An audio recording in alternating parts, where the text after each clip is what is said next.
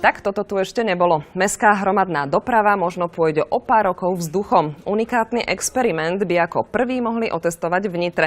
Prezradíme vám, na akom princípe to celé bude fungovať. Dopravný unikát sa nazýva Skyway. Ide o akýsi vlak či na koľajniciach vo vzduchu. Sú poháňané jednak leteckou energiou, sú poháňané solárnou energiou a samozrejme, že môžu sa prepnúť aj na spaľovací režim. Firma chce získať certifikát na výrobu do konca roka. Ako prvý by unikátnu technológiu mohli otestovať v Nitre.